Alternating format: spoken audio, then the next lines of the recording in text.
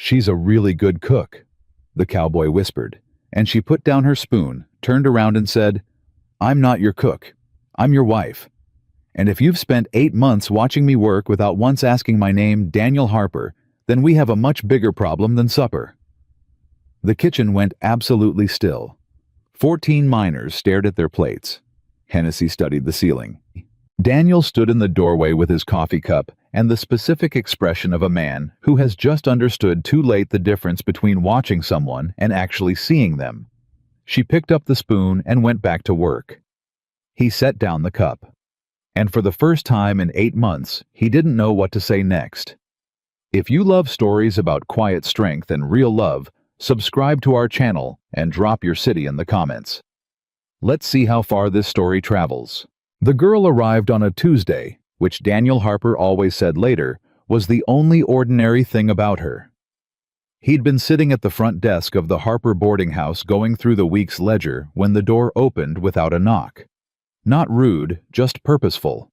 Like she'd already decided she was coming in before her hand touched the handle. She stepped inside and he looked up. She was young, 20 maybe. Hard to tell with certainty because there was something in her eyes that didn't match her age. A steadiness, a kind of flat patience that usually took people decades to learn. Her dress was clean, but worn the kind of clean that comes from effort rather than prosperity. She carried one bag. Not small, not large, just enough.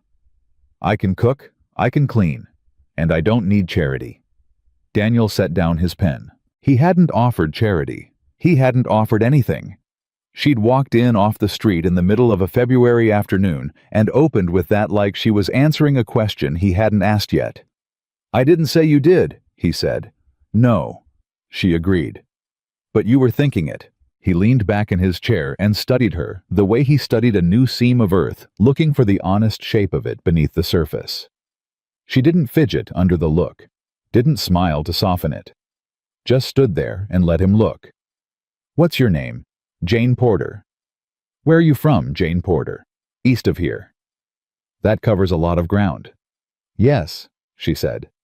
"It does." He almost smiled. Almost. "You got references?" "No." "Family in the area?" "No." "You got anything at all I should know about before I make a decision?" She reached into her coat pocket and set 11 cents on the counter. Not dramatically, not with shame. Just set it there the way you'd set down a fact. "That's everything I have," she said. "I'm telling you now so there's no confusion later about what I'm asking for and what I'm not." Daniel looked at the coins, looked back at her. He ran a boarding house for miners in the Copper Ridge settlement, 40 miles from anything you'd call a real town. He had 14 men under his roof at any given time. Men who worked hard, ate hard, and complained constantly about both. His last cook had left in November when her sister took ill in Sacramento. He'd been managing the kitchen himself for 3 months, and the results had been by universal agreement among the miners terrible. He needed help, badly. But he'd also been running this place long enough to know that desperation on either side of a handshake was a recipe for problems. "You cook for 14 men," he said. "Breakfast before sunrise. Supper by 6. You clean the common rooms and the kitchen. You don't go into the sleeping quarters. You stay out of the men's business, and they stay out of yours. You sleep in the back room off the kitchen. It's small, but it's private, and it locks. I pay you $1 a week plus room and board." She didn't blink. $1.50. He stared at her. "I'm not negotiating," she said. "I'm telling you what I'm worth. You've been without a cook for 3 months. Your men look like they're eating misery and calling it dinner. $1.50 a week, or I walk back out that door and you go back to burning whatever you've been burning." The silence stretched out between them. Outside, someone's horse stamped against the frozen ground. The wind pushed against the windows. $1.25, Daniel said, "and we'll revisit after 30 days. Jane Porter looked at him for exactly 3 seconds. "Fine," she said. "Where's the kitchen?" She found the kitchen herself. He heard her open the door. Pause for a moment. He imagined her taking inventory, cataloging what was there and what wasn't, and then the sound of someone getting to work. He sat at the front desk for a few minutes listening. Then he went back to his ledger. The miners noticed within 48 hours. Big Carl Hennessy, who'd been the loudest and most vocal critic of Daniel's cooking, came to breakfast the second morning and stopped in the doorway of the dining room with his hat in his hands like he was walking into church. The smell hit him before anything else. Not just food. Actual food. Bread that had been baked that morning he could tell by the crust. Eggs scrambled with something green in them he didn't know what and didn't care. Beans that had been cooked long and slow with something smoky underneath. Coffee that didn't taste like boiled leather. He sat down and ate without speaking. 3 other men came in behind him and did the same. When Jane came out of the kitchen to set down a fresh pot of coffee, Hennessy looked up at her. "Ma'am," he said with a gravity usually reserved for funerals and negotiations, "that is the finest breakfast I have eaten in this settlement in 2 years." "You're welcome," Jane said and went back to the kitchen. Hennessy looked at the man next to him. "She's something else," he said quietly. "Don't," said the man next to him, who'd been around long enough to know what happened when miners started thinking about women who worked in the house. "I'm not," Hennessy said, offended. "I'm just saying, she can cook." Daniel watched all of it from a careful distance. He watched the way she moved through the dining room, efficient, self-contained, not unfriendly, but not seeking friendliness either. She answered questions with the minimum words required. She didn't linger. She didn't flirt, didn't charm, didn't perform. She worked. He'd hired women before who could cook. He'd hired women before who were pleasant. He'd never quite hired anyone who made the whole operation feel like it had been recalibrated, like someone had quietly gone through every system in the house and tuned it. The fire in the kitchen was always already burning when he came down in the morning. Not because he'd asked her to, just because she'd figured out without being told that mornings in a mining settlement run on time and time runs on heat. The supplies were organized differently after the first week. He noticed it because he went to find the salt, and it wasn't where it had always been. He was about to say something when he realized it had been moved to exactly the most logical place for it to be closer to the stove accessible without crossing the kitchen. He said nothing. At the end of the second week, he checked the food stores and found she'd stretched the provisions 15% further than his previous cook had managed. He didn't ask how. He didn't need to. He simply noted it the way he noted things worth noting. "Eve, she's something," Hennessy said at the end of week 2. He'd come to find Daniel in the front room to report a crack in one of the sleeping room walls, routine maintenance, nothing serious.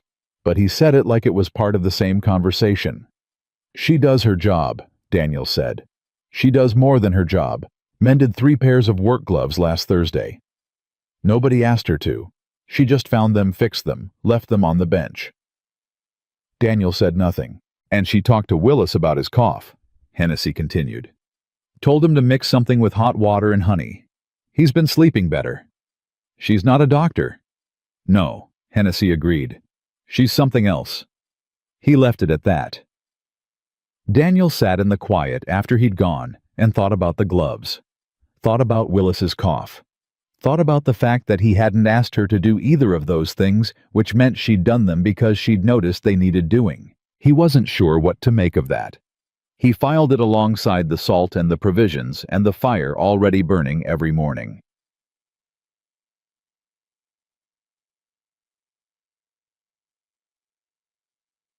At the end of week 3, he revisited the wage. She was cleaning the kitchen after supper when he came to the doorway. She didn't stop working. $1.50, he said. She looked at him over her shoulder. "As agreed," he said. "Retroactive to the start." She turned back to the counter. "Thank you." "You've earned it." Silence. "I know," she said. Not arrogant. Just factual. The same way she'd said everything from the first moment she'd walked through his door. He nodded once, even though her back was to him, and went back to his desk. The house changed. It was hard to point to any single thing and say that's when it happened. It was more like a temperature shift, something that happened slowly enough that you didn't notice it until you were already inside it. The men ate better. They slept better. They complained less, not because anything had been said, but because a certain level of comfort had returned to the common spaces that made constant complaint feel unnecessary. There was order. There was warmth. There was the smell of bread in the morning and soup in the evening, and coffee that didn't taste like an apology. Daniel caught himself one afternoon referring to the house as a home. Just in his own head, just a passing thought. He pushed it aside and went back to his ledger. The first real conversation happened by accident. It was late past 10, which was late for the settlement. The miners were in their rooms. Daniel had been going through contracts at the front desk for 2 hours and had finally given up on his eyes cooperating further. He went to the kitchen for water and found Jane still there, not cleaning, not working, just sitting at the end of the table with a cup of something warm and a small book she closed quickly when he came in. He stopped. She looked at him. "Sorry," she said. "I didn't think anyone was still up." "I was working late." He moved to the water basin. "What are you reading?" A pause. "Law." He turned. "I'm sorry. Land law," she said. "Territory statutes, homestead regulations." She set the book on the table spine up. "Where I'm from, the men who knew the law always had more than the men who just worked. I'm learning the law." He looked at her for a moment. "Why?" "Because someday I'm going to have something worth protecting," she said, "and I don't want to have to wait for a man to protect it for me." The kitchen was very quiet. "That's practical," Daniel said finally. "Yes," she said. "It is." He filled his cup. He stood there for a moment, cup in hand. "The Homestead Act," he said. "Section 4. Most women miss that part. It covers single women filing independently." She looked up at him. "My father was a lawyer," he said. "I grew up with those books." He nodded goodnight and left. She sat in the kitchen for a long time after that, looking at the closed door. The next morning, when he came down, the fire was already burning. And on the corner of his ledger, placed precisely and without comment, was a folded piece of paper. He opened it. It was a handwritten summary of Section 4 of the Homestead Act, with 3 questions written neatly at the bottom. He read it twice. Then he took out his pen, answered all 3 questions in the margins, and left it on the kitchen table before breakfast. She didn't mention it. Neither did he. But the next week there was another piece of paper, and then another. Hennessy noticed because Hennessy noticed everything, and had opinions about all of it. "You two talk at night," he said to Daniel one morning, not a question. "We exchange information," Daniel said without looking up from the ledger. "That's what I said." "It's not what you meant." Hennessy shrugged.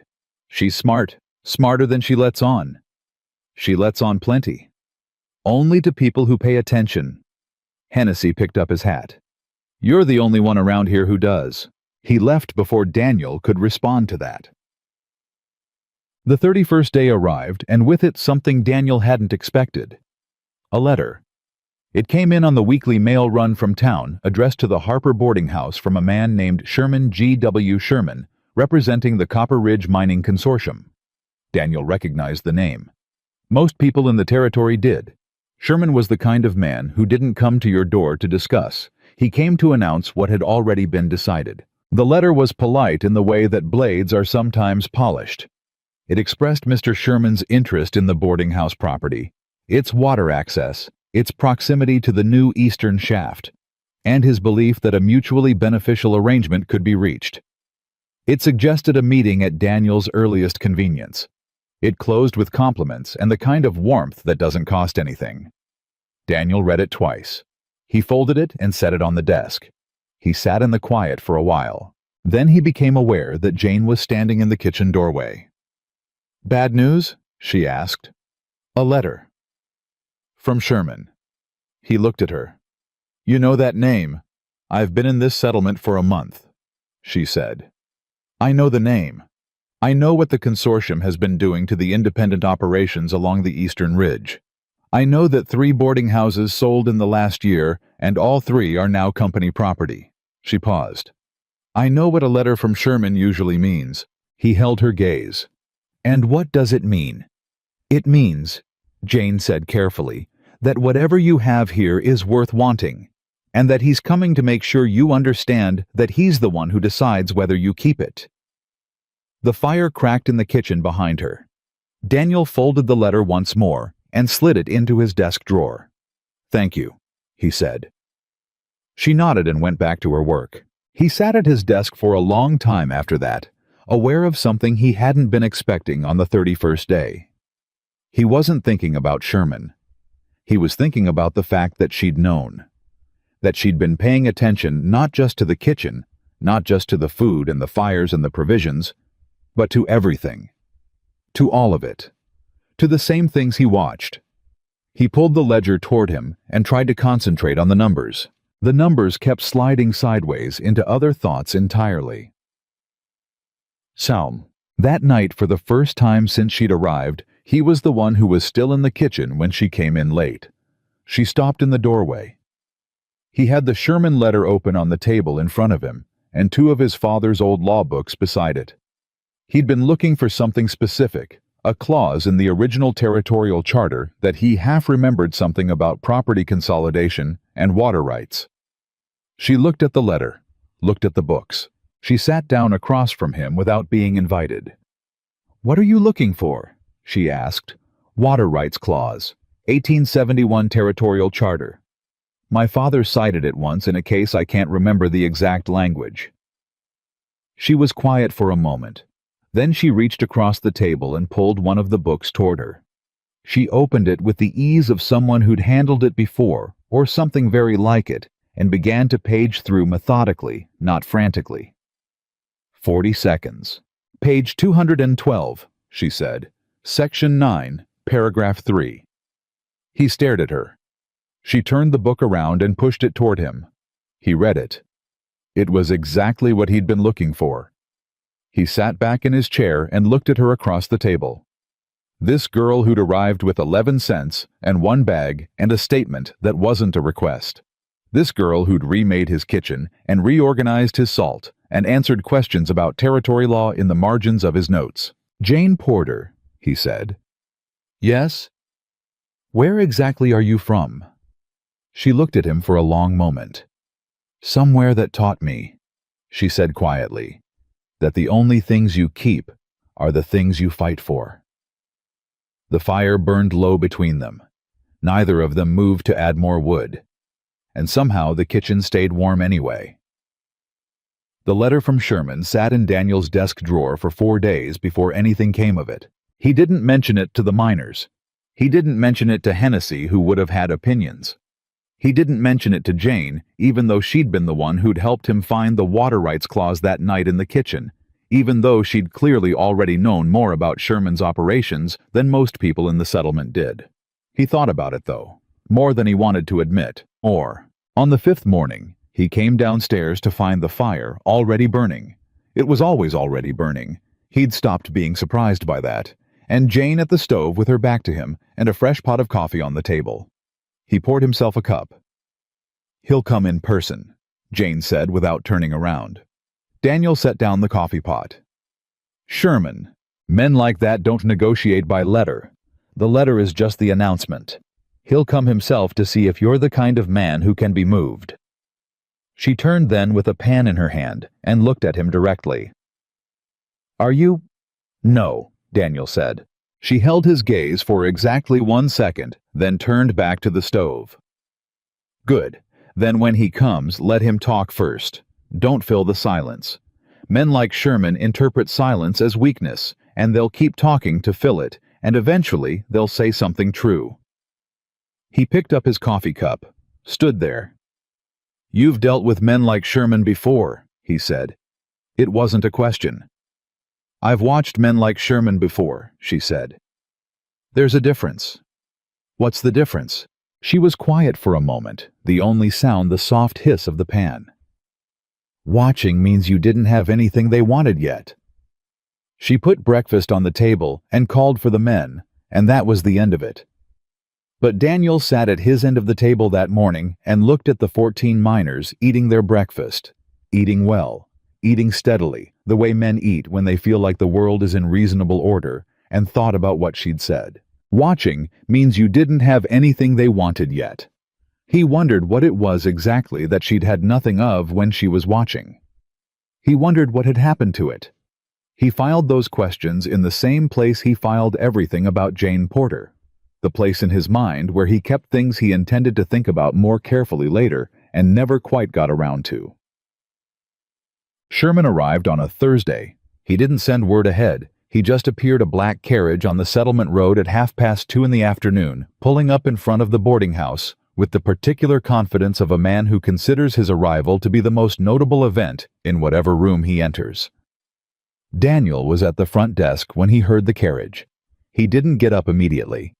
He finished the line he was writing in the ledger, set down his pen, and then stood. Sherman was already at the door. He was a large man, not tall but broad-built, like someone who'd started out doing physical work and then acquired the money to stop but kept the frame. He wore a good coat and a hat that cost more than most miners in the settlement made in a month. He had a smile that was practiced and warm and didn't reach his eyes. "Mr. Harper," he said, extending a hand. "G.W. Sherman. I believe you received my letter." "I did," Daniel said, and shook the hand. Sherman looked around the front room with the expression of a man appraising livestock. "Fine operation you've got here. 14 men, I understand, steady business." "Steady enough.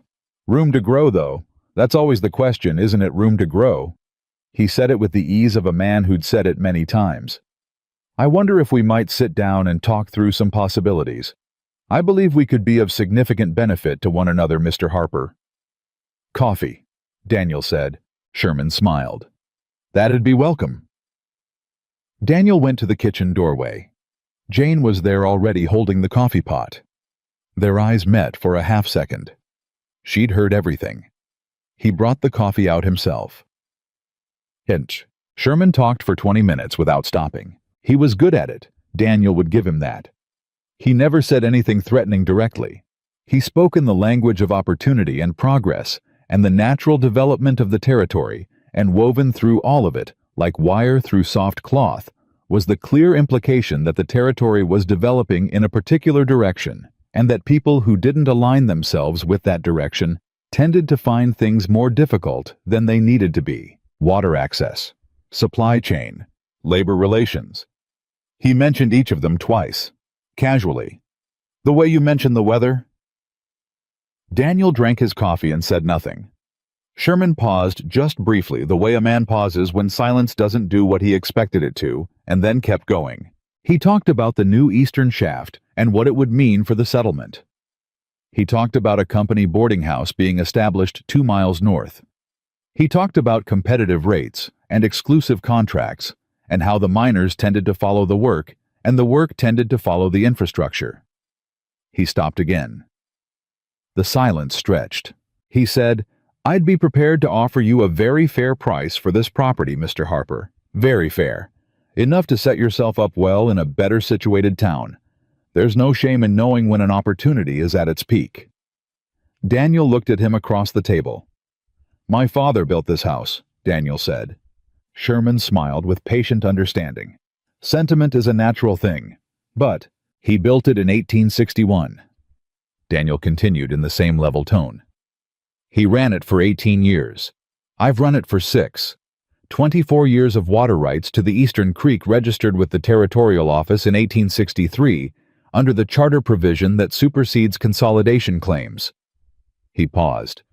"I had occasion recently to review the exact language of that provision, Section 9, Paragraph 3, if you want to check." Sherman's smile didn't disappear, but it changed.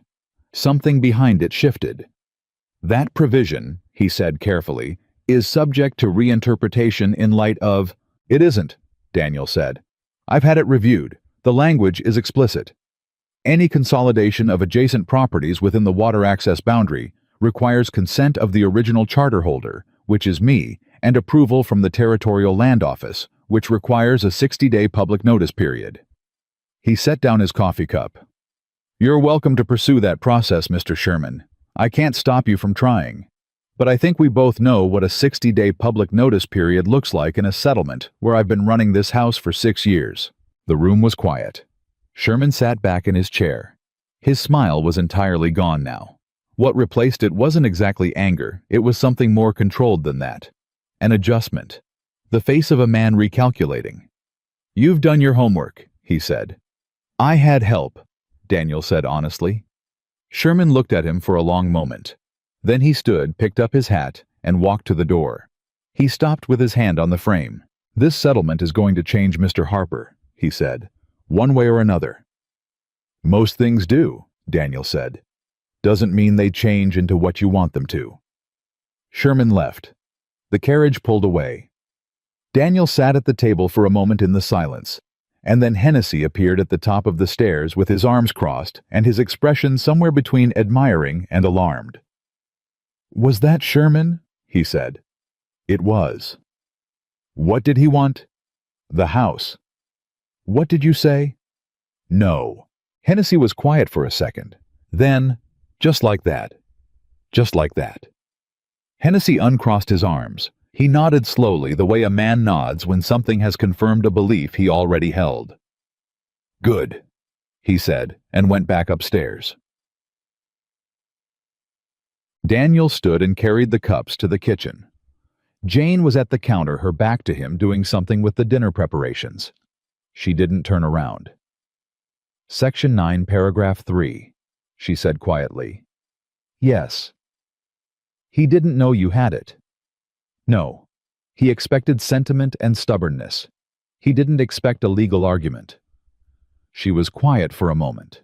Then, will he come back? Daniel set the cups down near the basin.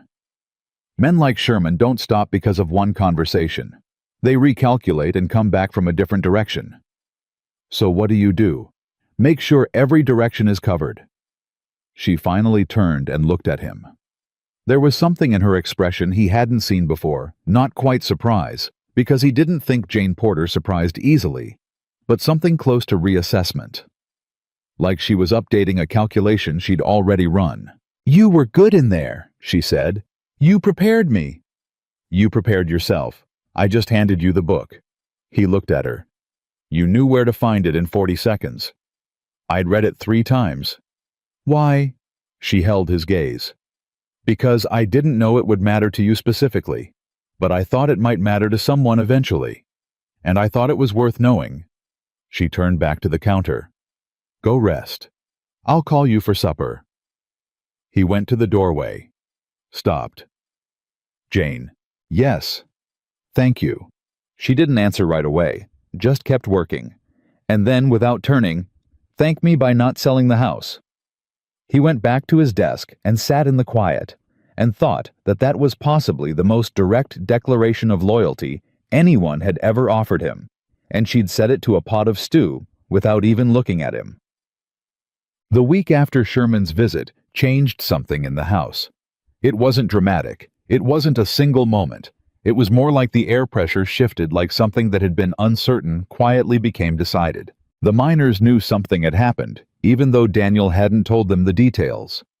In a small settlement, a carriage like Sherman's didn't pass through without being noticed. By supper time, the day of the visit, the story had moved through the settlement the way stories always move in small places, faster than truth and slower than rumor, landing somewhere in between.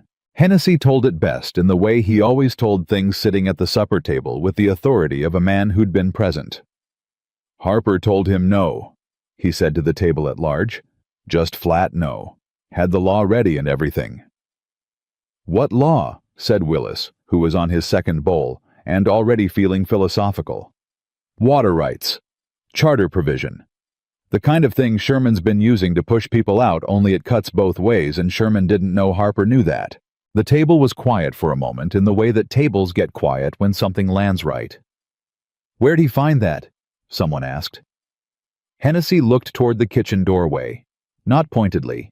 Just a glance. Nobody said anything. But the men looked at their supper.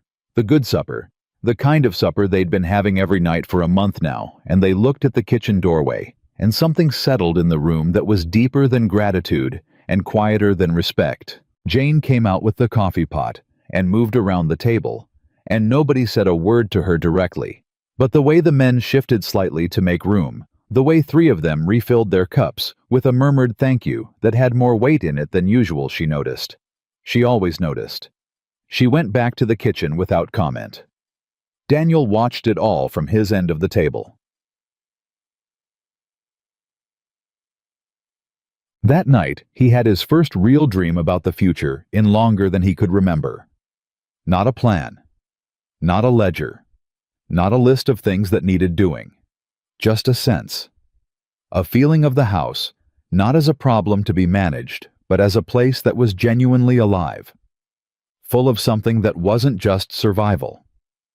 He woke before sunrise and lay there for a moment, aware of the feeling, and aware also that he couldn't entirely account for it. Downstairs, he heard the kitchen fire catch. He closed his eyes briefly, opened them, got up. 3 days later, Sherman moved. Not with another visit. Daniel had been right that he would come from a different direction. He came through the supply line. The weekly supply wagon from the main depot failed to arrive on schedule. The driver sent word a message that arrived by horseback, which itself was unusual, that there had been a contract issue with the supplier, and that services to independent operations in the settlement would be temporarily suspended pending review. Pending review. The language of men who've decided something and want you to feel like it hasn't been decided yet. Hennessy brought the message to Daniel with the look of a man who'd been expecting something like this. "He can't take the house," Hennessy said, "so he's going after the kitchen." Daniel read the message again. "How long can we last on current stores?" "That's not my department," Hennessy said. They both looked toward the kitchen. Jane was quiet when Daniel showed her the message. She read it once, folded it, handed it back. She went to the pantry and stood there for a moment. She didn't speak. He could hear her moving things, counting things, checking things with the same systematic efficiency she applied to everything. Then she came back out. 11 days, she said, on current stores managed carefully. 14 men, 3 meals a day, 11 days. And after that, we need an alternate supplier. She paused. There's a farm operation 12 miles south, the Calloway family. They sell direct. Sherman doesn't have their contract because they've refused him twice. She said it matter-of-factly, like it was something she'd known and filed away. If you can get there by Thursday, you can arrange a standing arrangement before the end of the week. He stared at her. How do you know about the Calloway farm? Mrs. Calloway came through the settlement 2 weeks ago for the dry goods order. We talked. She met his eyes steadily. I talk to people, Daniel. It's useful. It was the first time she'd used his name. Neither of them acknowledged it. I'll ride out Thursday morning, he said. Take the east road, not the main road. It's longer, but Sherman's man rides the main road on Thursday afternoons. He stared at her again. She held his gaze without expression. How long, he said carefully, have you been paying attention to Sherman's movement schedule? Since the day his letter arrived, she said. I told you men like that don't stop. I thought it was worth knowing which way he'd come from. The kitchen was very quiet. Daniel said, Jane. Yes. I need you to tell me something honestly. She waited. When you walked through that door, he said, with 11 cents and 1 bag, was it luck that you ended up here? In this house specifically? She looked at him for a long time. The fire spoke between them. The settlement has 3 boarding houses, she said finally.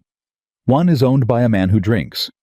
One is owned by a man who looks at women the way Sherman looks at property. She paused. This one is owned by a man who reads law books his father left him and keeps a fair ledger and hasn't sold what isn't for sale. His voice was very level. You knew that before you walked in. I knew enough to make a reasonable judgment, she said. You picked this house. Yes. Why? She was quiet for just a moment, long enough to make it real, short enough to make it honest. Because I needed somewhere worth staying, she said. and I was tired of places that weren't. Yeah. He rode to the Calloway farm Thursday morning on the East Road.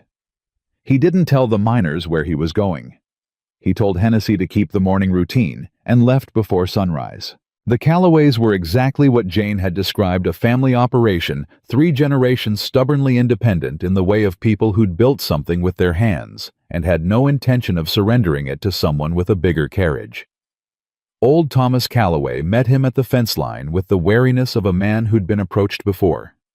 "Harper," he said. "Know the name." "I hope that's a reasonable thing," Daniel said. "Reasonable enough." The old man squinted at him. "You're here about supply." "I am." "Sherman cut you off." "Suspended, pending review." Daniel said it the way you say something you've decided to find almost funny. Thomas Calloway laughed, a short, dry sound like wood splitting. "Son, I've had 3 of those letters. Pending review. Means he's waiting for you to panic." He studied Daniel. "You panicking?" "No." "Good." He opened the fence gate. "Come in and we'll talk numbers." Babian. He rode back with an agreement in his pocket and the particular satisfaction of a problem solved before it became a crisis. It was late afternoon when he got back. The supper smell hit him before he reached the door. He came into the kitchen and found Jane at the stove, and the table already set, and the sound of the miners coming in from the day, the ordinary, steady sound of a house in its rhythm. And he stopped for a moment in the doorway just to feel the specific quality of it. Jane glanced at him over her shoulder. "Calloway," she said. "Done. Standing arrangement. First delivery Monday." She nodded, turned back to the stove. "Good." He hung up his coat. Sat down at the kitchen table, which he didn't usually do before supper. He usually waited at the front desk, kept the separation between the working space and his space. But he sat down, and she didn't tell him the table was for eating, not sitting, and the kitchen held them both without difficulty. "Jane. When you said you were tired of places that weren't worth staying." She didn't stop stirring. "What happened to the places before this one?" The spoon made 3 slow circles. "That's a long answer," she said quietly. "I'm not going anywhere." She stopped stirring, set the spoon down along the edge of the pot, stood with her back to him for a moment.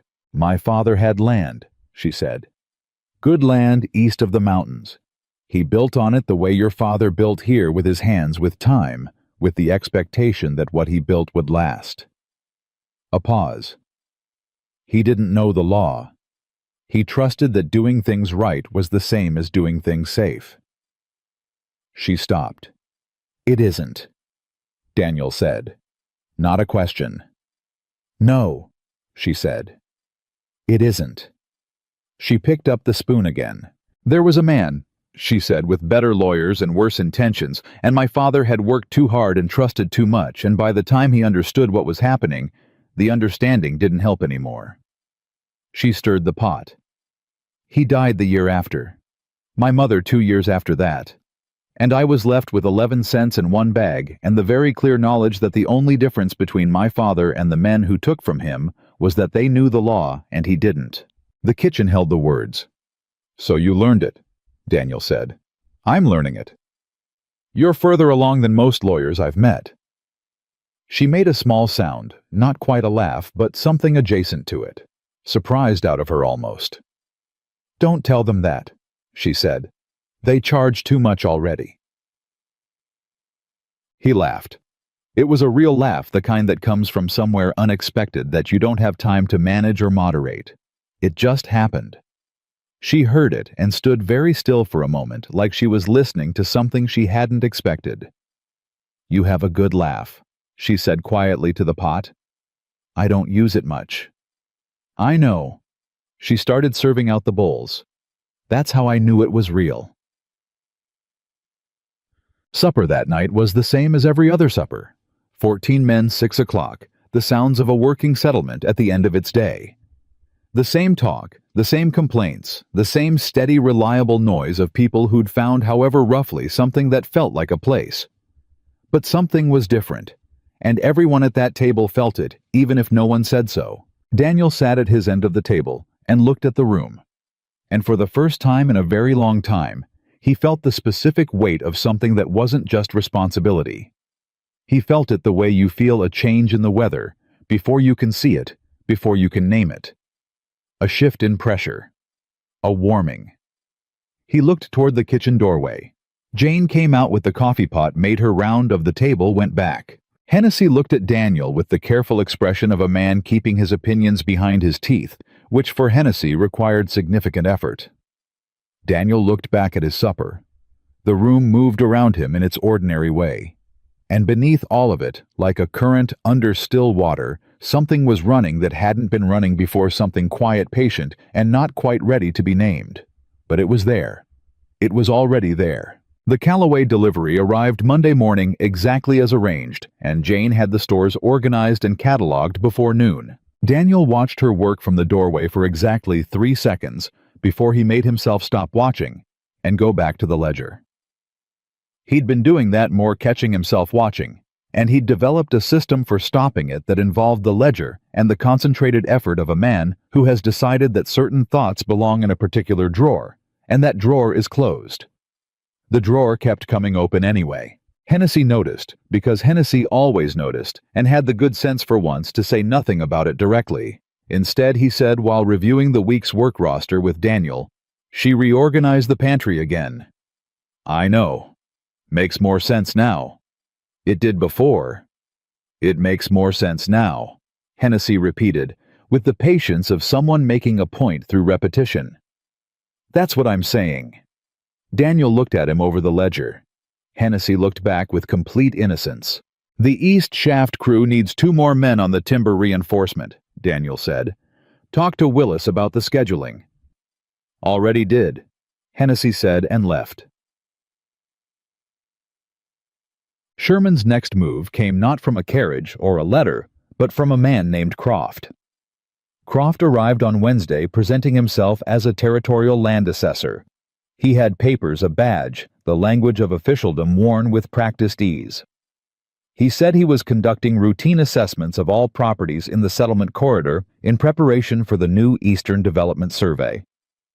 He needed access to the property records, the water rights documentation, the original charter filings. He said it all very smoothly at the front desk while Daniel stood and listened. "Routine," Daniel said. "Standard procedure," Croft confirmed. "Under what provision?" Croft blinked, just slightly. "I'm sorry. What territorial provision authorizes a development survey assessment without prior notice to property holders?" Daniel said. "I ask because I'm not aware of one, and I try to keep current on these things." Croft looked at him with the recalibrating expression that Daniel was starting to recognize, the same look Sherman had worn when Section 9, Paragraph 3 entered the conversation. The look of a man whose script has been interrupted. "There are recent provisions," Croft said carefully. "The office has been updating the assessment procedures. I'd like to see the documentation for those updates," Daniel said. "Dated and signed with the territorial seal. If you have that with you, we can proceed. If you don't, I'm happy to wait while you retrieve it." Croft did not have it with him. He left saying he'd return with the proper documentation. He didn't return. Daniel told Jane that evening. She was quiet for a moment, then, "He'll try something else." "I know. He's running out of approaches that work from the outside." She set down the pan she was holding. "Which means the next thing will be from the inside." "What do you mean?" She looked at him directly. "The miners. He'll approach one of them, offer something, a contract position company, wages, something that makes it worth their while to make trouble for you or to leave." She paused. "He only needs 1 or 2 to go before the others start wondering if the house is stable." Daniel stood very still. "You think he'd try to take my workers?" "I think he already is," she said. "I think he started the day he left here angry. Men like Sherman don't waste time being angry. They put it to work." "Do you know something specific?" She hesitated. Just briefly, the half-second hesitation of someone deciding how much to say. "Willis had a visitor Tuesday," she said, "while you were with the supply count. A man I didn't recognize.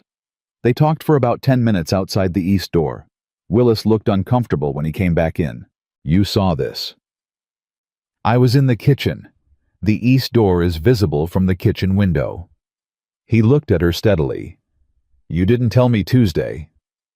"I wasn't certain what it meant Tuesday," she said without apology. "I'm more certain now."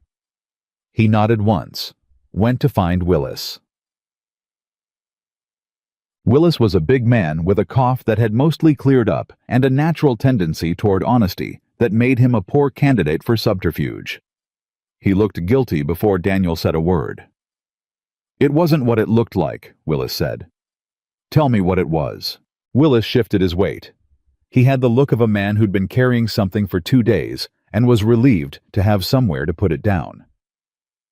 "A man came asking if I was happy here, if the wages were fair, if I'd considered working for the consortium." He paused. "He said there'd be a signing bonus. $50. $50 was 3 months of wages." "What did you say?" Daniel asked. Willis looked at him straight. "I said the food's too good here to leave." Daniel was quiet for a moment. "That's not the reason," he said. "No," Willis admitted. "It's not. The reason is you've run a straight house for 6 years, and I've been here 4 of them, and there's not a man here who doesn't know the difference between a straight house and the other kind." He shrugged, uncomfortable with his own earnestness. "But the food helps."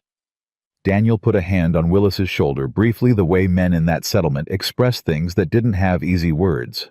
"Tell me if he comes back," Daniel said. "Will do." He went back to the kitchen. Jane was still there. "Willis," he said. "I know." "He didn't take it." "I know," she said again, and this time there was something small and warm in her voice that she didn't try to conceal. "Willis is loyal. So is Hennessy. So is Calhoun.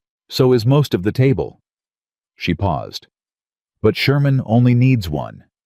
He won't find one." She looked at him. "You're sure?" "I know these men." "You know them," she said carefully.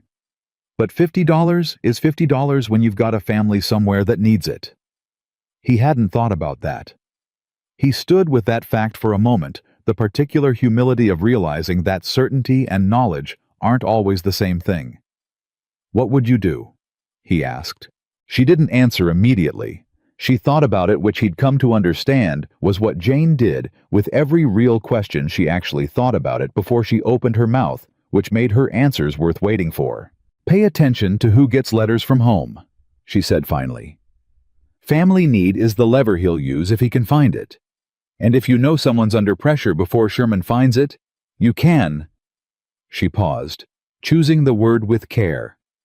"Help, without making it look like you're countering Sherman specifically. Just a man running a straight house looking after his people." He looked at her for a long moment. "You think in moves," he said, "like it's a game." "It's not a game," she said quietly. "Games have rules. This is just strategy. You think ahead, or you don't think at all. Where did you learn that?" She was quiet for one beat. "Losing," she said. "I learned it losing." The twist that none of them had seen coming arrived on a Friday morning in the form of a letter not to Daniel, but to Jane. He knew because Hennessy brought the mail in, as he always did on Fridays, sorted it on the front desk, and came to Daniel with a particular expression. "There's one for Miss Porter," he said, setting it on the desk. "From a law firm, territorial letterhead." Daniel looked at the envelope. He didn't touch it. "Give it to her," he said. Hennessy gave it to her. 30 minutes later, Jane came to the front desk. She stood in front of the desk with the letter in her hand, and her face entirely composed in the way it was when she was working very hard to keep it that way. "I need to tell you something," she said. Daniel set down his pen. "Sit down." She sat. "The lawyer who handled my father's land case," she said. "The one who represented the other side. His firm is the same firm that Sherman uses for his acquisitions." She set the letter on the desk, turning it so he could read it. He read it. It was a legal notice. Formal, dense, precisely worded. It stated that as a material witness to certain property transactions in the Eastern District, transactions involving her father's land, Jane Porter was being requested to provide a deposition. Failing to respond within 30 days would be considered a waiver of any claims arising from those transactions. He read it twice. Then he looked up at her. "Sherman found out where you are," he said. "Yes." "How long ago did he find out?" "I don't know. But this letter was filed 10 days ago, which means he knew when he came to this house," Daniel said. "He knew you were here." The room shifted slightly around that fact. "He wasn't just here about the house," Daniel said. "No," she said. "I don't think he was. He came to see whether you were the kind of person he'd need to deal with separately." Daniel looked at the letter again. "This deposition, what would it cover?" "The transaction that took my father's land. I was there. I heard things. I was 17, and no one considered that a 17-year-old girl in the corner of the room was listening, but I was." She paused. "I've been listening ever since." The silence held every implication of that statement. "If you testify," Daniel said slowly, "it's not just about your father's land. No, it would open the entire transaction record. 3 other properties were handled through the same process at the same time. Same lawyers, same methods. Sherman was involved in all of them, not directly, not with his name on anything but the money trail." She stopped, took a breath. "I know where the money went. I spent 2 years finding out." Daniel stared at her. "The law books," he said. "Yes." "The territory statutes. The homestead regulations." "Yes." He sat back in his chair. Everything he'd watched her do in the past weeks. The books, the notes, the questions in the margins, the careful accumulation of knowledge landed differently now. Not wrong, not calculated in any way that felt dishonest, just complete. He'd been seeing the surface of something, and the letter had just revealed the shape beneath. "You came to this settlement," he said, "because Sherman operates here." She met his eyes without flinching. "I came to this settlement because it was the right place to be. The rest of what I just told you, that's mine. It has nothing to do with you or this house." "Jane, I want to be clear about something," she said, and her voice was steady in the way that steady voices sometimes are when they're working very hard at it. "I picked this house because of the reasons I told you. Because it was straight, because you were straight. What I'm carrying about my father, I never intended that to touch you. I didn't plan for Sherman to connect those things. I didn't plan for any of this." "I know," he said. "You don't have to believe that. I know that too," he said. "But I do." She looked at him for a moment with an expression he hadn't seen on her before. Something unguarded, something that showed in the brief gap before her composure closed back over it like water over a stone. "What do you want to do about the deposition?" he asked. "I want to respond," she said. "I want to walk into that territorial office and give them everything I know. I've been building toward that for 2 years." She paused. "But I need a lawyer to do it properly, and lawyers cost money, and—" "I'll handle the cost," Daniel said. She went very still. "You don't owe me that," she said. "No," he agreed. "I don't owe you anything except a fair wage and a safe house which I've already provided. This is separate." He looked at her steadily. "Sherman came to this house because you're here. That makes it my concern. And what he did to your father and 3 other families that should concern everyone in this territory who has anything worth keeping." She didn't say anything for a long moment. Then very quietly, "Why are you helping me?" The question landed in the space between them and stayed there. Daniel looked at the letter, then at her. He thought about all the mornings with the fire already burning. The salt moved to the right place. The book opened to page 212 in 40 seconds. Willis's cough. The gloves. The Callaway farm, the East Road Sherman's man on Thursday afternoons. He thought about a laugh surprised out of him over the coffee pot, because he said Somewhere between the legal notes and the 11 cents, I stopped thinking of you as an employee." The room was very quiet.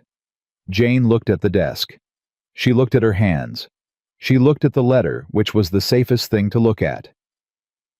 "That's a complicated thing to say," she said. "I know. I'm not sure I know what to do with it." "You don't have to do anything with it right now," he said. "Right now we need a lawyer." She looked up at him. And the smallest thing happened in her face, not a smile, not quite, but the thing that precedes one, the decision to allow something. "I know a good one," she said. "In the territorial capital. He handled 3 cases against consortium operations and won 2 of them." "Of course you do," Daniel said. This time she did smile. Small, brief reel. He felt it like a change in weather. He wrote the letter to the lawyer that afternoon at the front desk, while Jane stood at his shoulder reading what he drafted and correcting 2 points of legal phrasing with such precision that he handed her the pen without comment and let her finish the last paragraph herself. Hennessy walked through, saw the 2 of them bent over the desk together, and turned directly around and walked back out, without a word. The response from the lawyer came faster than expected 6 days, which meant he'd been watching for something connected to the Sherman operations, and this had landed in that category immediately. His name was Adler. He wrote in clean, direct sentences with no wasted language, which Daniel respected. He said he'd reviewed the situation as described, that he believed there was significant merit in the underlying property case, that the deposition request was almost certainly a preemptive move to establish record before any counterclaim could be filed, and that if Jane Porter was willing to provide full disclosure of her documentation, he could file an injunction within 30 days that would freeze any further consortium acquisitions in the territory pending investigation. He included his fee. It was significant. Daniel paid it without discussion.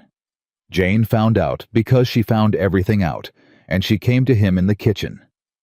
That evening, he was there late again, had started ending up there late again, and she'd stopped being surprised by it, and she said, "You paid Adler's fee." "Yes."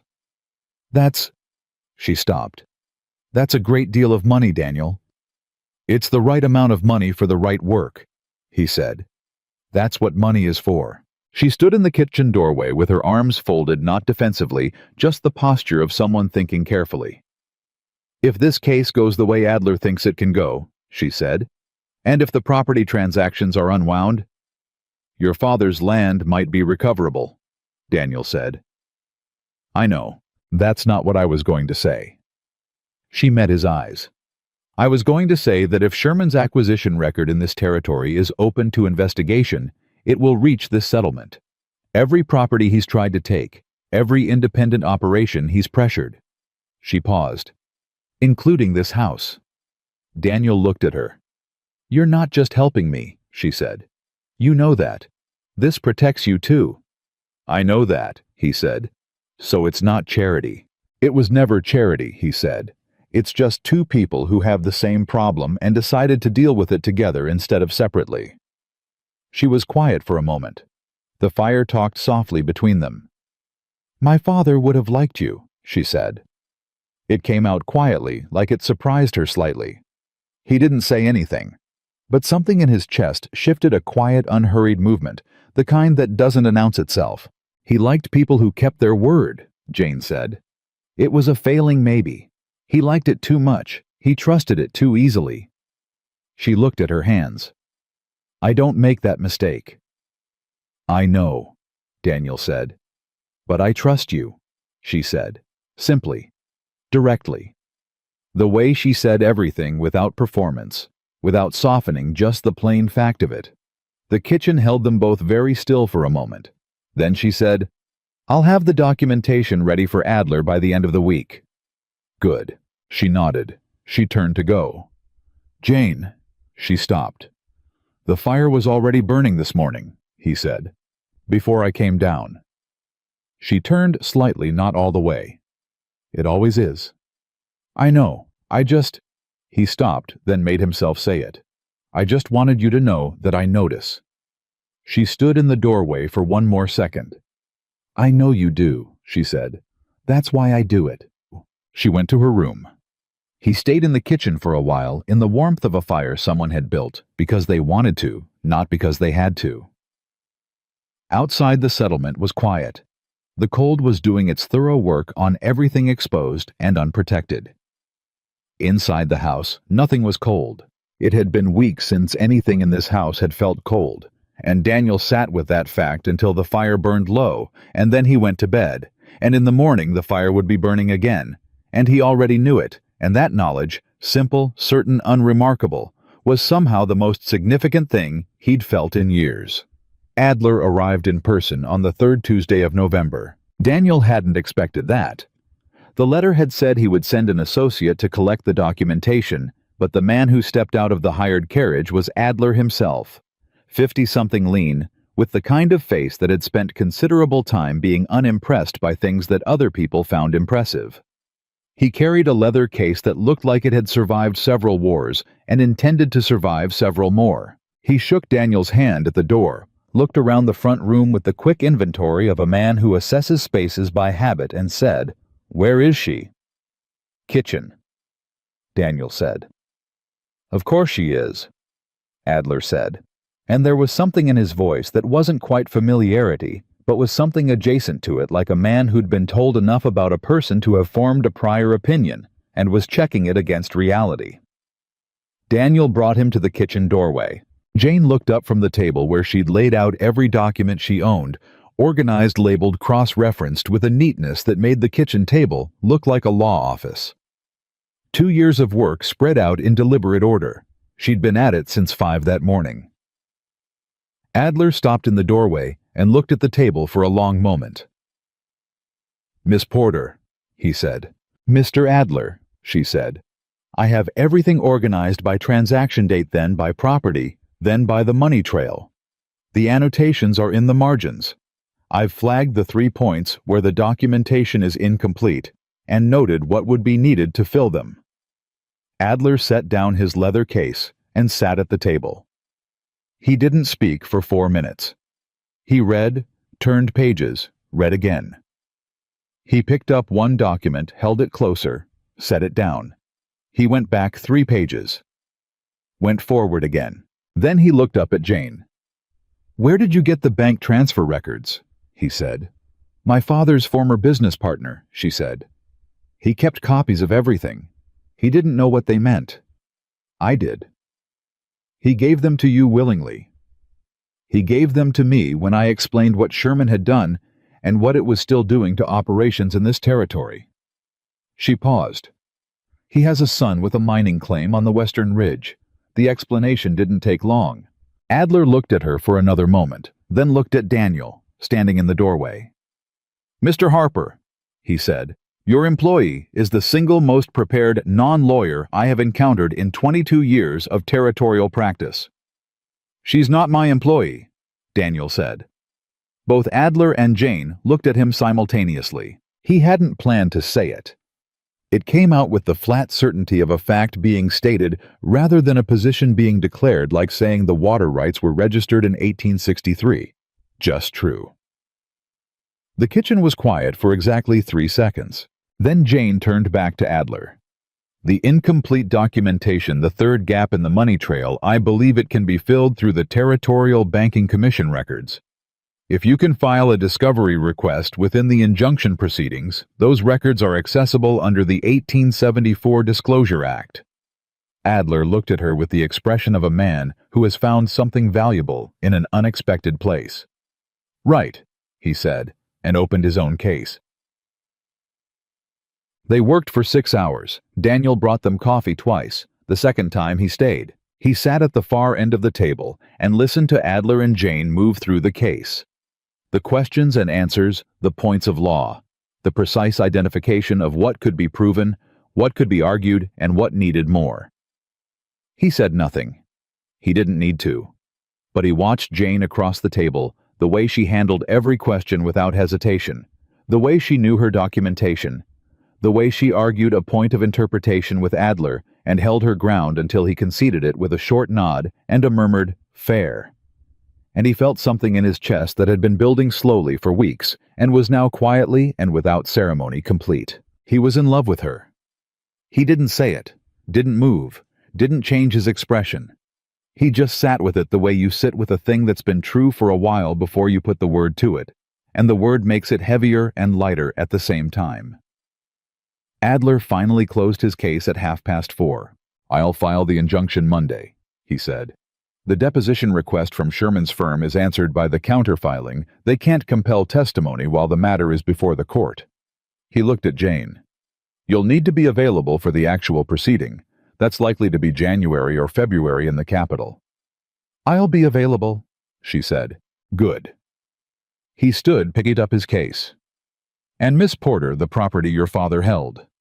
I can't promise recovery. The original transfer was recorded properly, even if the means were not. But if we establish the pattern of fraud—" He paused. "Choosing honesty over comfort, as lawyers who are worth their fee tend to do, it creates grounds. I won't say more than that yet." "Grounds is enough," Jane said. "For now."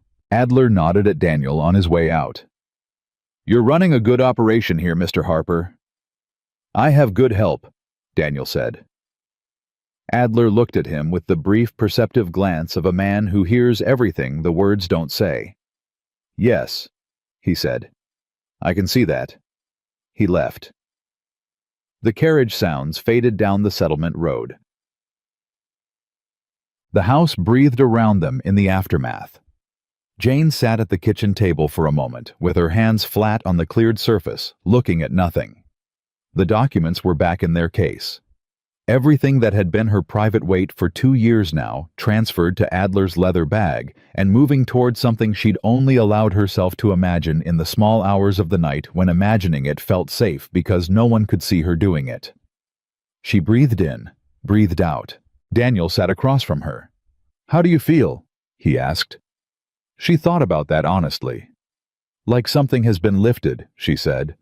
"And like I'm not entirely sure what to do with the space it leaves." "That's how relief works," he said. She looked at him. "Do you know that from experience?" "I know it from watching other people. I'm not usually the one who waits and hopes. I'm usually the one managing the outcome." "Which would you rather be?" He considered that. "I used to think managing was better. You don't get surprised as much."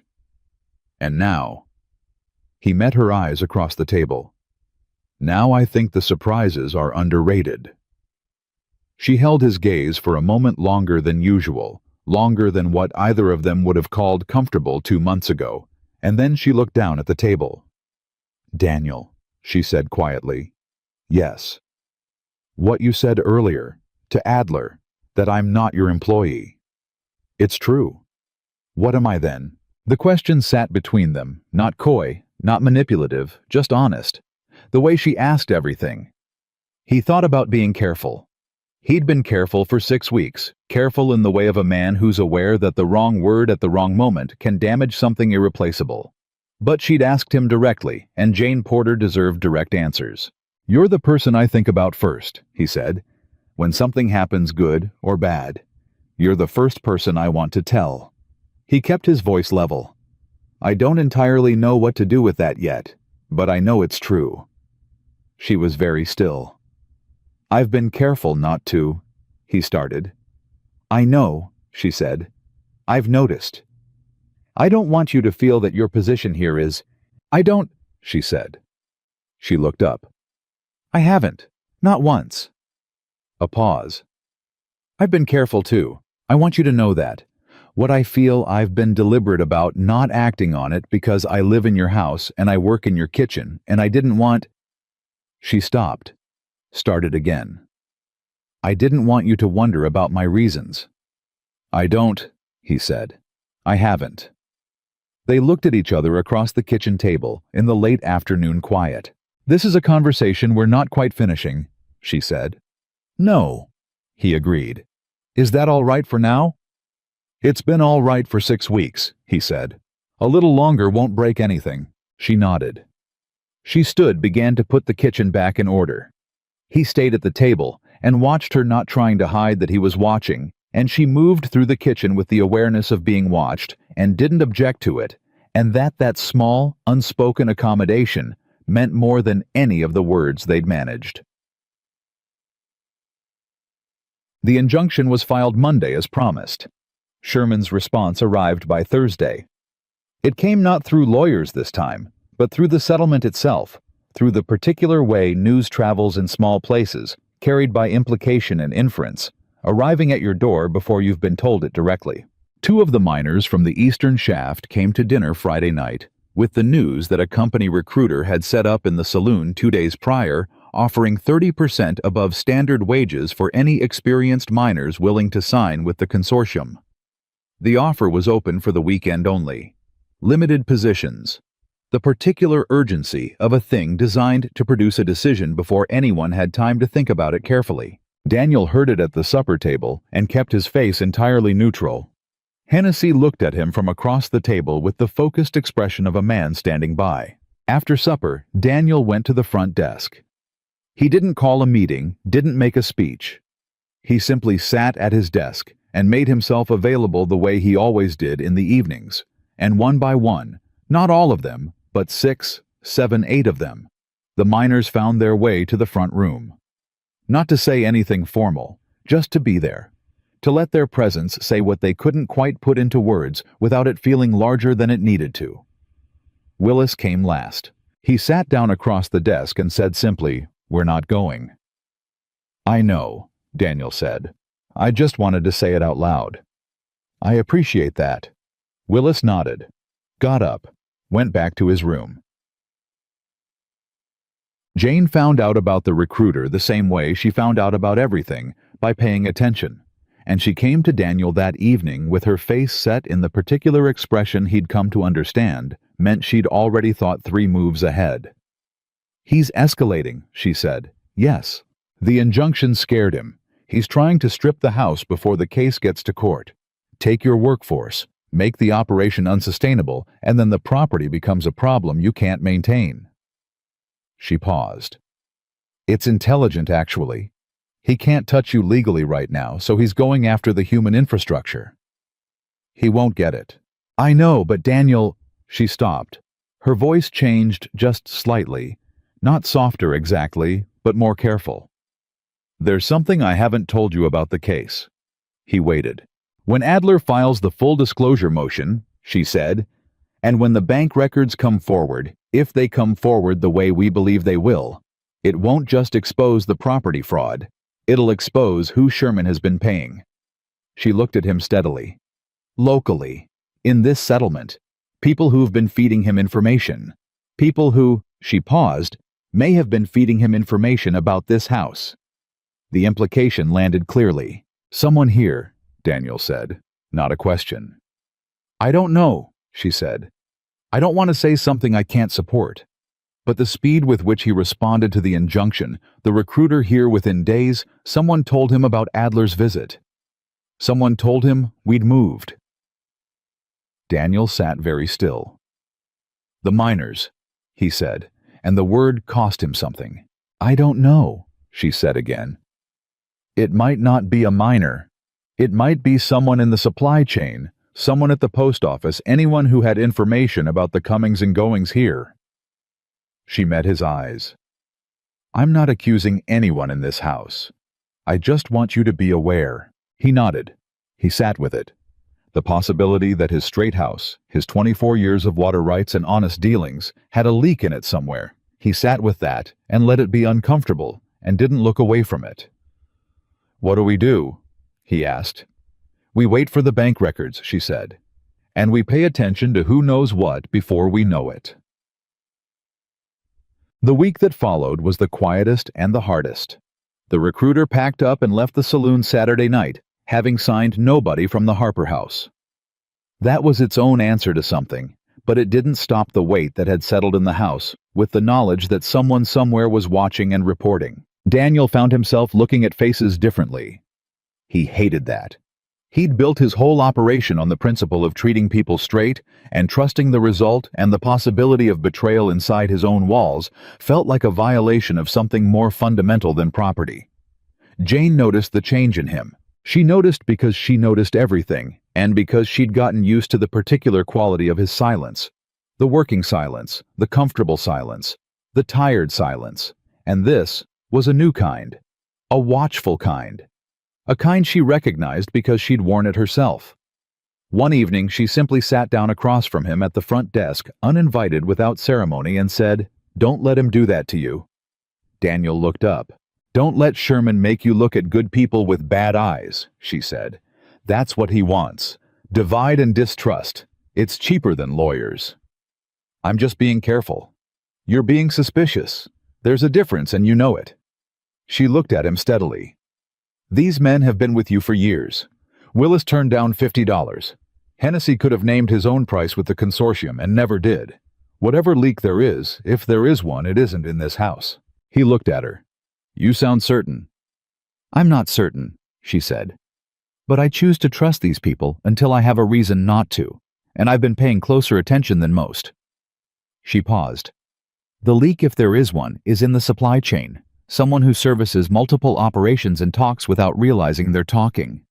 He let out a slow breath. "You've already figured this out," he said. "I've been thinking about it," she said. "It's what I do." He was quiet for a moment. Then, "What would I do without you thinking about things?" She looked at him in the way she sometimes did, the brief, unguarded look before the composure came back up. "You'd have managed," she said. "You managed before." "Not as well." She held his gaze for 3 seconds. "No," she said quietly. "Maybe not." The bank records arrived in December. Adler sent word by express rider, a single page, just the key points. The Territorial Banking Commission had complied with the discovery order. The records confirmed what Jane's documentation had suggested. 3 property transactions in the Eastern District, a clear pattern of artificially deflated assessments, payments through a subsidiary account to the original appraisers, and one additional name in the payment ledger that neither of them had expected. Daniel read Adler's letter twice. Then he read it a third time, because the name in the payment ledger was the name of the man who had handled the legal transfer of his father's first mining contract.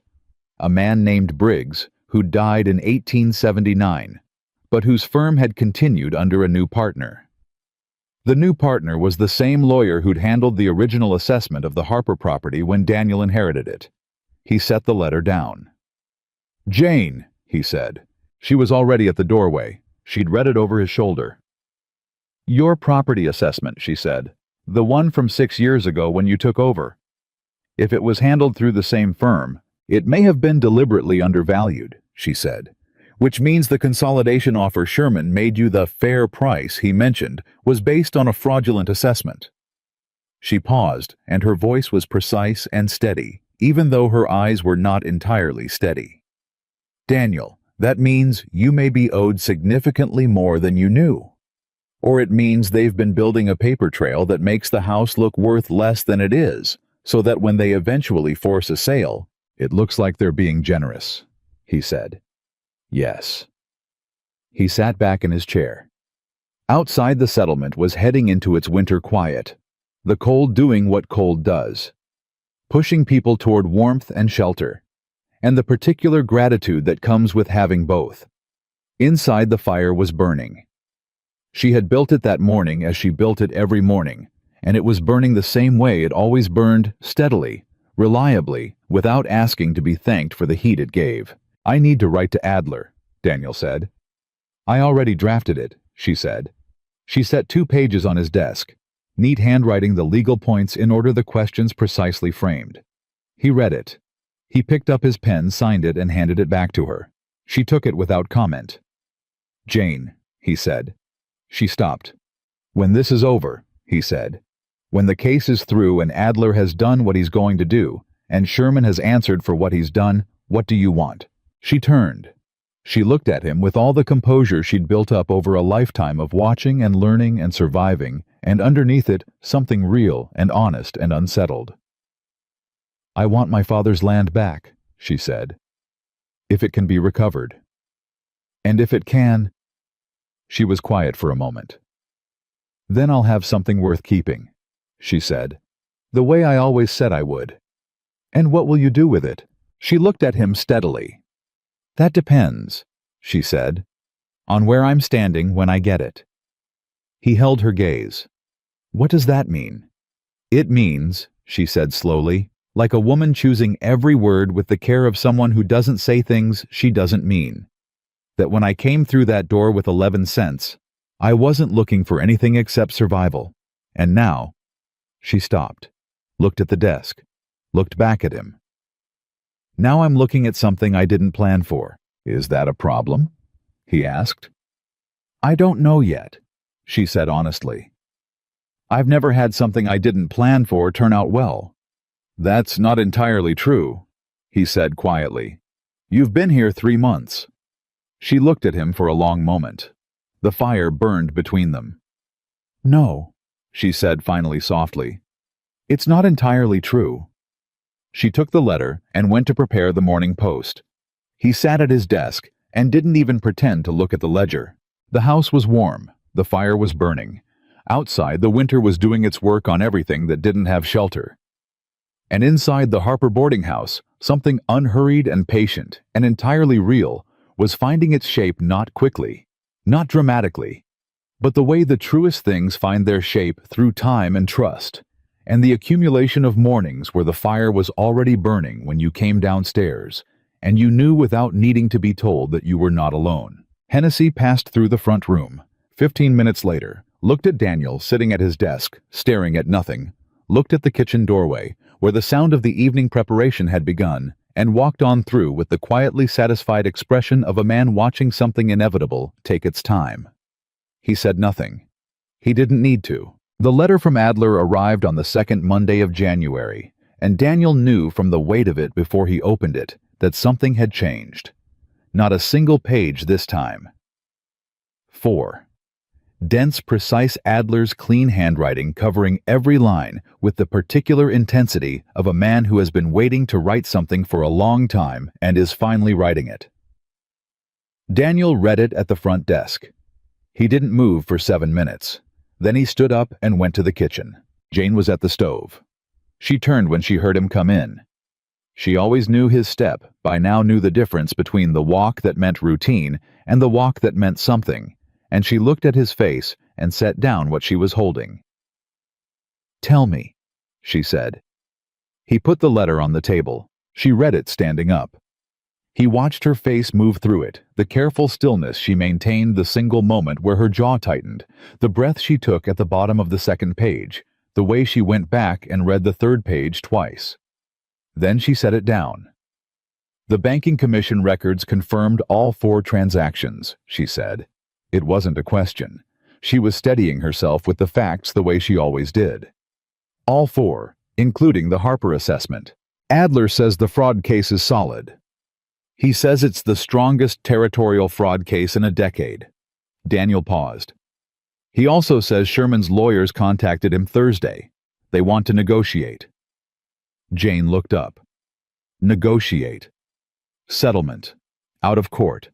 Sherman avoids the public proceeding, pays restitution to the 4 affected property holders, agrees to dissolve the subsidiary account, and cease acquisition operations in the territory for 5 years. She was quiet for a moment. "And my father's land." "Full recovery," Daniel said. "The original transfer is unwound. Title reverts to the Porter estate, which is you." The kitchen was very quiet. Jane stood with her hands flat on the table looking at the letter. She didn't cry. He hadn't expected her to. He'd known her long enough to know that her deepest feelings didn't arrive as tears. They arrived as stillness, as the quality of attention she gave to something too large to move through quickly. "He's paying to make it go away," she said. "Yes. Because if it goes to court, it's public. The full pattern. All the names." "Yes. And he loses more than money." "A great deal more," Daniel said. "Adler believes criminal charges would follow a public finding. Sherman is buying his way out of that." She was quiet for another long moment. "Is it enough," Daniel asked, "for you?" She looked up at him. "The land comes back." "Yes." "The people he took from get restitution." "Yes." And he stops. For 5 years legally. And practically Adler says a man with this on his record even settled is finished in this territory. The operations here are done. She breathed out slowly. It was the breath of someone who has been holding something for a very long time and is finally carefully setting it down. My father worked that land for 20 years, she said quietly. He believed in it the way you believe in a thing you built yourself. And they took it in 6 months with bad lawyers and falsified papers and the absolute certainty that nobody was paying attention. She paused. I was paying attention. I just wasn't old enough or educated enough to do anything about it yet. You are now, Daniel said. She looked at him. Her eyes were steady, but there was something behind them, something that had been there since the beginning, since the 11 cents and the 1 bag, and the statement that wasn't a request, that was finally quietly resting. Yes, she said. I am now. She wrote to Adler that afternoon, authorizing the settlement. Daniel co-signed the letter as a secondary party to the Harper property restitution claim. She hadn't asked him to.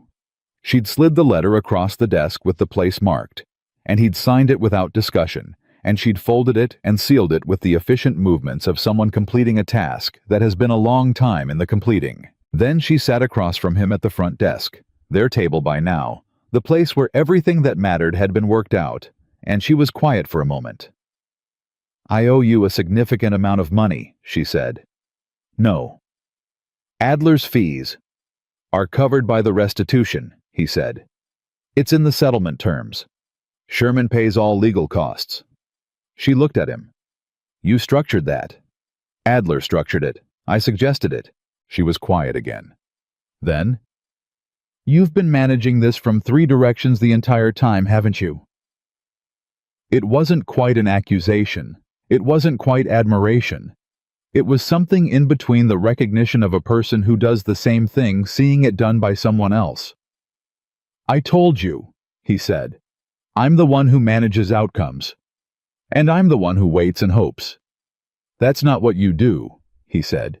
You prepare. You wait prepared. That's entirely different. She looked at him across the desk in the winter afternoon light, and for the first time in the months she'd been in this house, she looked not different, not softer, nothing as simple as that, but settled.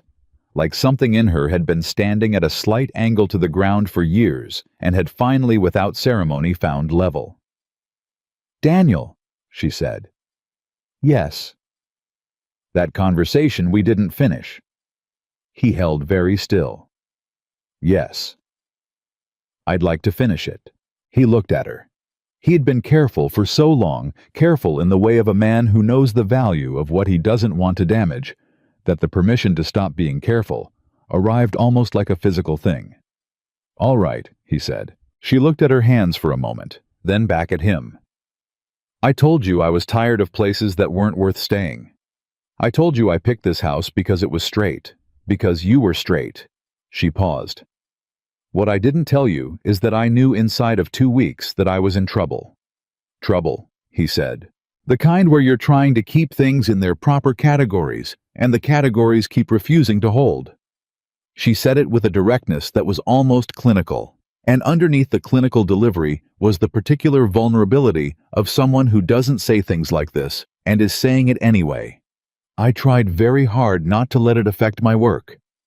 Your work was never the problem, he said. I know, I just...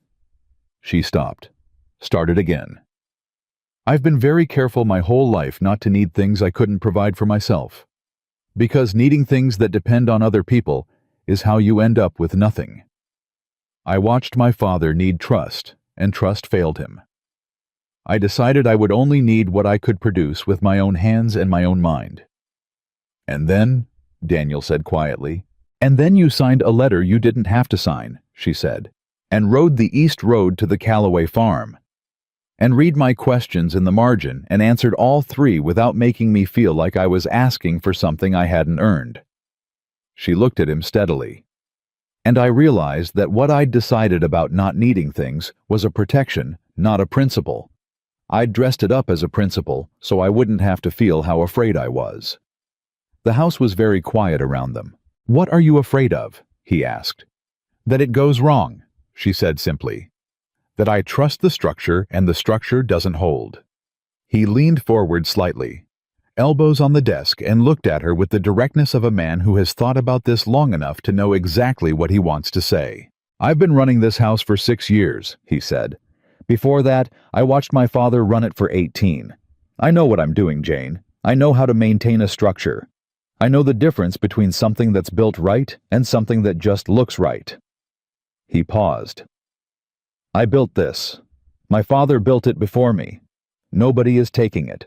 And nobody, his voice was even certain without performance, nobody who walks through that door and decides to stay is going to find the floor disappearing under them. She looked at him for a long moment. That's a very practical declaration, she said. I'm a practical man. You are, she said. It's one of the things. She stopped. Say it, he said. It's one of the things I love about you, she said. Quietly, directly. The way she said everything that mattered. The words sat between them, and neither of them looked away. Jane Porter, he said. Yes. Stay permanently, as my wife if you'll have me. He said it the way he said everything important, without preamble, without decoration, with the plain weight of a man who means exactly what he says, and says exactly what he means. She looked at him across the desk, across the ledger, and the law books, and the months of margin notes, and the mornings where the fire was already burning, and she didn't look at the man who ran the house, or the man who had signed her letter, and paid her lawyer and ridden the East Road to protect what was hers. She looked at the man who had answered all 3 questions, without making her feel like she was asking for something she hadn't earned. She stood up, walked around the desk. She stood in front of him, and he stood, and they were the same height, almost close enough that she could see the particular quality of stillness in him. The stillness of a man who has been patient for a very long time, and is very nearly at the end of his patience, but who will wait as long as it takes because some things are worth waiting for. Yes, she said. Hennessy found out before anyone told him, which surprised no one. He came to Daniel the next morning with the expression of a man who has been waiting to say something for approximately 3 months and is finally being given the opportunity. She said, yes, he said. How do you know that? Because you're standing different. Hennessy crossed his arms. You've been standing like a man with a weight on his shoulders since September. This morning you're standing like the weight is gone. Daniel looked at him. Also, Hennessy said, I walked past the kitchen this morning and she was humming. She doesn't hum. She does now. He uncrossed his arms and extended his hand. Congratulations. Daniel shook it. Thank you. Don't thank me. I knew from the second week. He started toward the door. Stopped. Willis is going to want to do something celebratory. I'm telling you now so you can mentally prepare. What kind of something? He mentioned a cake. Jane will make the cake. That's what I told him. He said that defeats the purpose. Hennessy shrugged. I don't know what to tell you. The man has feelings about the gesture. He left. Daniel stood in the front room for a moment, and then he did something he almost never did at 7:30 in the morning. He smiled. The settlement took to the news the way small settlements take to good news, immediately, thoroughly, and with opinions. By the second day, Mrs. Calloway had sent a message down from the farm expressing her congratulations and a jar of preserves. By the third day, 3 separate miners had offered Daniel unsolicited advice on the subject of marriage, all of it contradictory. Willis did produce a cake dense lopsided and made with the particular devotion of a man who learned to bake specifically for this occasion. It was the worst cake anyone had eaten in recent memory. Jane ate 2 pieces and said it was excellent, and Willis beamed, and that was that. The one person whose reaction Daniel hadn't accounted for was the man who arrived on the 4th day. He was a lawyer, young, sharp-eyed, carrying a briefcase that wasn't as seasoned as Adler's, but was trying. He asked for Miss Porter at the front desk, and when Jane came out and saw him, She went very still in a way Daniel recognized as her working very hard to stay neutral. "Mr. Finch," she said. "Miss Porter," the young lawyer said.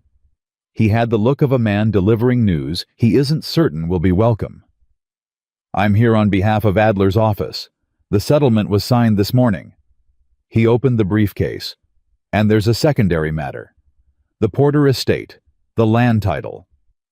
He produced a document official seal territorial court stamp. "It's yours, effective immediately."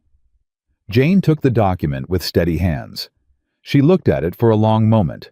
Daniel stood beside her, not in front of her, not behind her, beside her, which was where he'd been standing for months in every way that mattered. "It's real," she said mostly to herself. "Yes, ma'am," Finch said. 140 acres Eastern Mountain District. Clear title." She folded the document carefully. She held it against her chest for just a moment, the briefest gesture gone, before most people would have caught it, and then she composed her face and thanked Finch, and he left. She stood in the front room with the document. Daniel waited. She turned to him.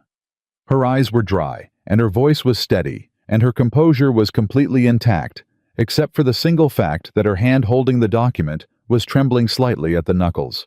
"My father's land," she said. "Yes, it's mine." "Yes," she breathed.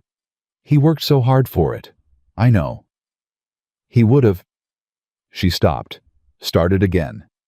"He would have been glad someone was paying attention." Daniel put his hand over hers, over the document, over the trembling knuckles, and held it steady. She let him. They stood in the front room of the Harper boarding house in January, with the fire burning in the kitchen the way it always burned, and she held her father's land in one hand and let Daniel hold the other, and something that had been broken for a very long time quietly and permanently repaired itself. They married in March. Not a large ceremony, small was more honest, and both of them preferred honest.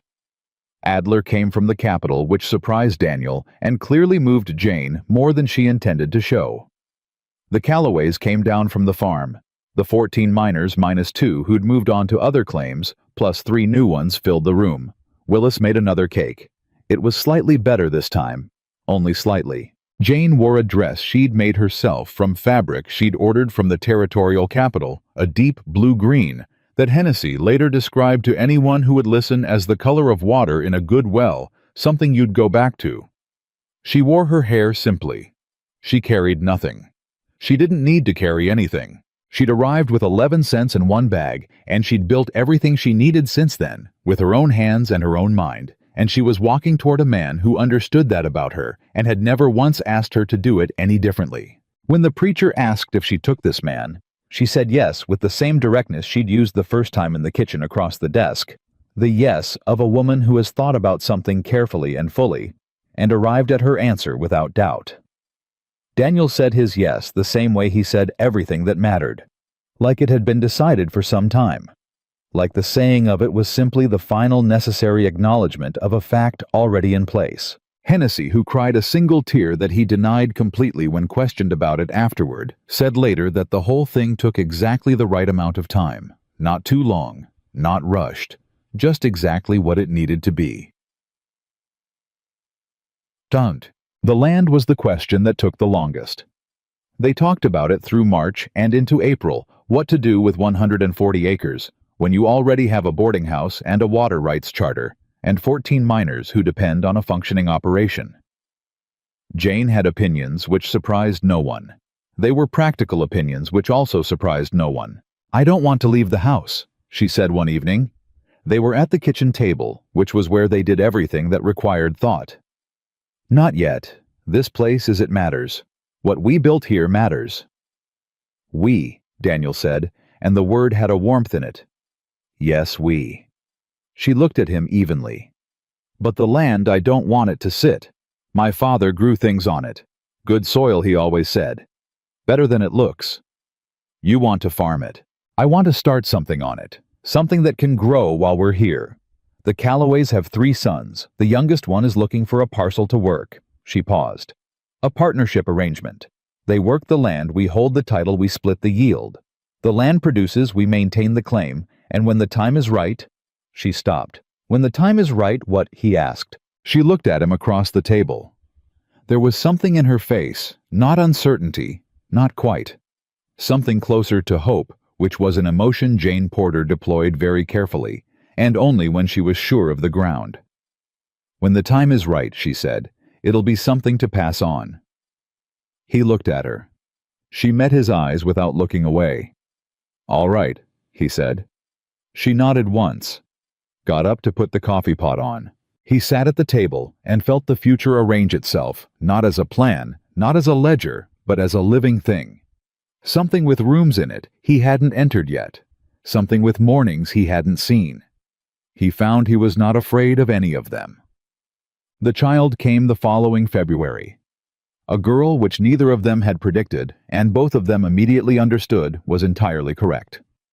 She arrived with Jane's stubbornness and Daniel's patience, and a disposition toward paying very close attention to everything around her, from the first day which Hennessy observed and reported to the miners with the gravity of someone announcing a significant discovery. She watches, he said at supper the week after the birth, just like her mother. Sits there and watches everything. She's 9 days old, Willis said. Doesn't matter, Hennessy said. You can already tell. Willis thought about this. God help anyone who tries to pull something over on that household in 20 years. God help them is right. Hennessy agreed, and that was the end of the conversation. Tied. Jane named her Clara. Daniel added his mother's name, Ruth, as a middle name, and Jane said yes without hesitation, which meant something to him, in the quiet way that everything between them meant things not loudly, not with declaration, but with a weight that settled in and stayed. 3 months after Clara came, Daniel found Jane at the kitchen table at midnight with the baby in one arm and a law book open on the table in front of her, making notes in the margin with her free hand. He stood in the doorway. She looked up. She wouldn't sleep, Jane said. I didn't want to waste the time. He looked at the book. It was the Territorial Property Code, the updated edition. What are you looking at? The Inheritance Statute. I want to make sure Clara's claim to both properties, the house and the land, is ironclad. Some of the language around female heirs is... She made a small sound of disapproval, limited. I'm finding the provisions that override it.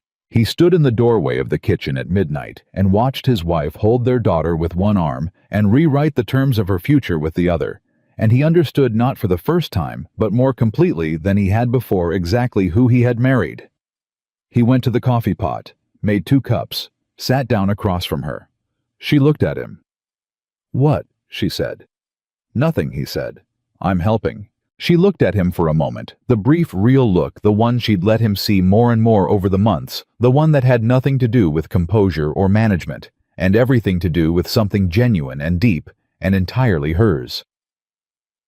All right, she said, and pushed the book toward the center of the table.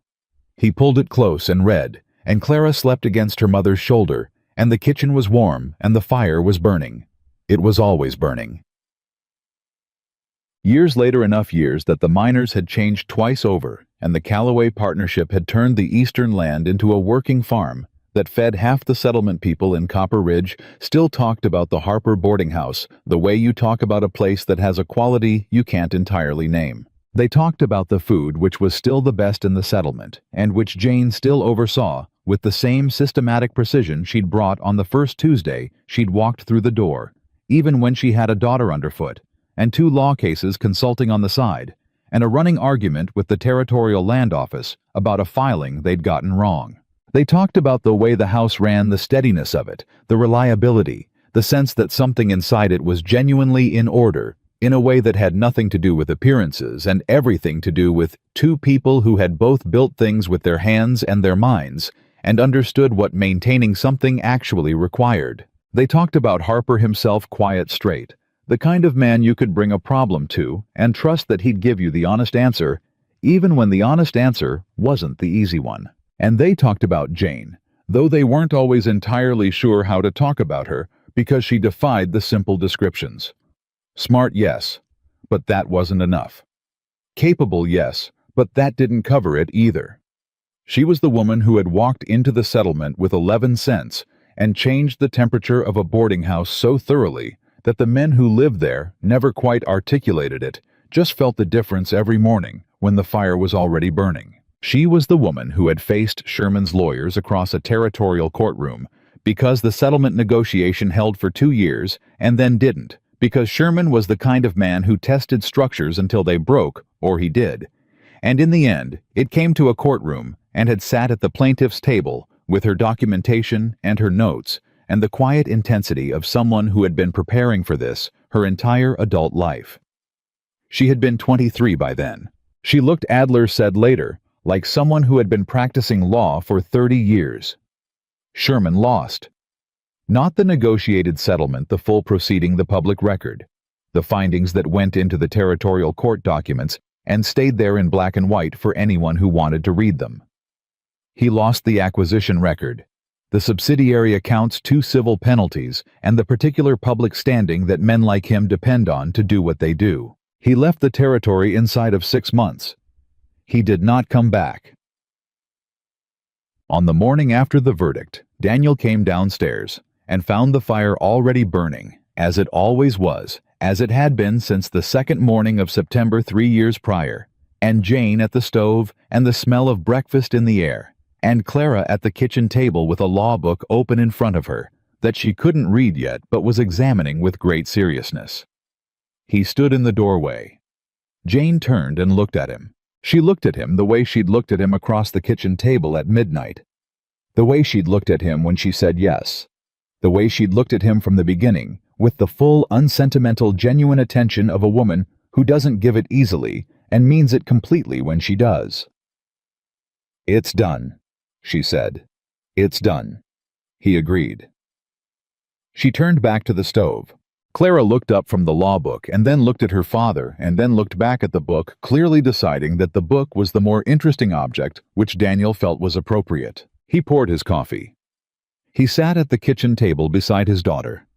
He watched his wife move through the kitchen with the efficiency and completeness of someone who had arrived with nothing and built everything, who had taken 11 cents and 1 worn bag, and a statement that wasn't a request, and turned them through patience and intelligence and the willingness to stay in a place worth staying into a life. Not the life she'd been given, the life she'd made. He reached over and closed the law book gently in front of Clara, who made a sound of protest. "Breakfast first," he said. Clara considered this. Then the book. Then the book. He agreed. Jane set a plate in front of each of them and sat down across the table. The 3 of them ate in the warmth of a kitchen that had been built by a man who trusted the right things, reclaimed by a woman who knew the law well enough to protect what mattered, and filled quietly without ceremony through the long accumulation of mornings where someone had always thought to light the fire with everything a life is supposed to hold. And the fire burned on steady and faithful, as it had from the very first day she'd decided this was a place worth staying. It never once went out.